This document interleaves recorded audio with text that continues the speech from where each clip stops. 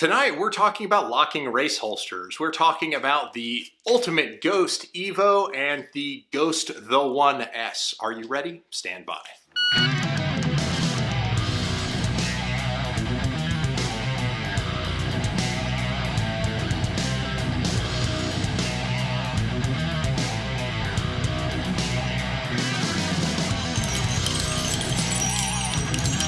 Welcome back to the Humble Marksman channel. I'm David and I'll be your guide in pursuit of practical pistol proficiency. If you've been around for a long time watching this channel, back in the day when I used to use my cell phone at my kitchen table with terrible audio making videos about CZs, then you'll know that I used to compete with a Ghost Thunder holster in production division. And I used Ghost 360 mag pouches for quite a while and to good success. I mean, they're decent mag pouches. And back in the day, the Ghost hangers were made out of plastic. I mean, they were super adjustable. You could dial in just any adjustment that you wanted. However, because they were made out of plastic, they weren't quite as sturdy as the aluminum offerings that a lot of other people are using.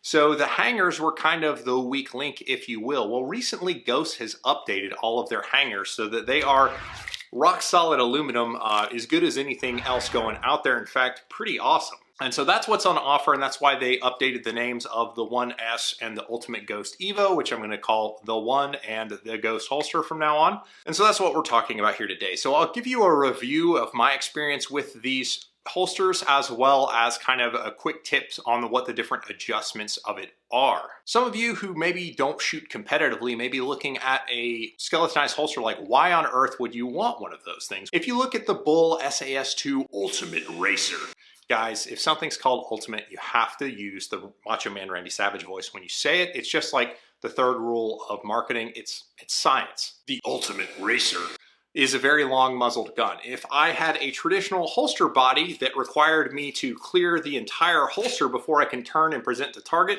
I mean, my hand would be up in my armpit on my draw trying to get this muzzle out of the holster. With a skeletonized locking race holster, you actually just kind of rock it into the holster body like that, and then it's got a lock that you can engage, and as a result, you absolutely cannot get the gun to come out of the holster. It is very secure in the holster and it is not going anywhere. Because of the holster design, you get the benefit of the long muzzle in a gun that actually draws a little bit quicker than a traditional holster design. Now, with the gun unlocked, you still have to lift the gun straight up out of the holster 3mm before you can begin to move it forward. Right now, the holster is unlocked and I can actually invert the gun like this. It's not going anywhere because I first have to lift the gun straight up. You can see that it doesn't take a whole lot of movement for the gun to kind of clear. Like once you hear that click, the gun, it comes straight out. So it's very little movement that you have to have before it moves forward. And the lock is manipulated by this little lever right here. There is a kind of a quick draw system set up right here where when it's in the down position, you can actually unlock it on the draw if you're one of those people, or if it's between stages and you don't want your dumb buddies unlocking your holster, which is probably a good idea, you can actually push it into the up position where it's a little bit harder to get at. So that's what I'd recommend when you're between stages. And then if you're, you need the lock in the down position, whatever, you just flip it up and now the holster's unlocked. So your next question is, well, what's the difference between the two holsters? Well, the muzzle support and the cone that goes into the muzzle on the one is basically the difference. The other difference is that the Ghost holster has like a steel ball bearing that goes into the trigger guard to lock it in place, which makes the release super duper clean. Like the release is very clean and fast. It just has a super high quality feel to it on the Ghost. But holstering with the Ghost, because it doesn't have kind of the muzzle support as a guide to kind of rock you in, it's just a little bit more challenging. It works the exact same way as the one. The hanger is identical as the one. It just doesn't have the muzzle support underneath. And as I mentioned, the ball bearing, the release is super clean and super fast. It is absolutely great. If you made me pick a winner between these two holsters, whether I would go for a one or a Ghost holster, which one is better? I mean, they're basically the same. It's just what your preference is. I like making the holstering easier with the one, so I would honestly pick the 1S between these two. They're both super high quality, and this is kind of like a shades of gray type selection. There's not like an obvious choice here. It really is going to come down to your preference. So these holsters are available at ghostholsterdirect.com, I believe is their American distributorship, where you can do like a whole rig builder kind of like this. Like you can get all the mag pouches, you can get your inner outer race belt, and you can get your holster for, you know, a pretty strong price, which is pretty cool to have kind of that one-stop shopping sort of set up there.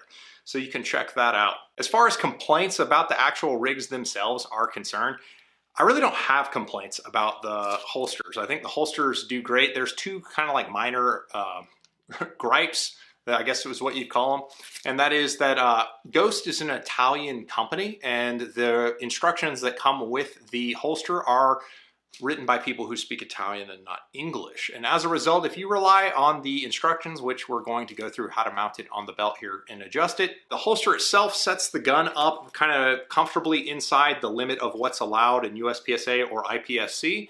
And as a result, if you're shooting open with a slide racker and a thumb rest, then it's just going to put it really close to your body. That said, there is clearance to get on the gun just fine. It doesn't get in the way at all, but my slide racker does make contact with the belt in the holster. It'd be welcome if you could offset it just slightly to be kind of at the edge of what's legal in the game, because I think it would just give better clearance for folks with slide rackers. Now they ship in the box with just one Allen key, and I use a multi-tool. I've used this one from Warren that has all the hex keys needed to adjust the holster, as well as a flat tip and a Phillips head screwdriver and a Torx bit. And so I can get this thing adjusted with just using that tool, which is pretty good. Now, first things first, there are 3, I think, nylon screws on each of these holsters. I'm not exactly sure why you need them. Like you can get you can use this nylon screw as a shim to kind of lift your gun up in the holster if necessary. I didn't have a big need to it. I just kind of left them at whatever they showed up with. So the first thing you're going to do when the holster shows up is you are going to loosen the 2 screws that are right here that hold on kind of this little arm and the holster body itself, and you're going to lift it up off the hanger.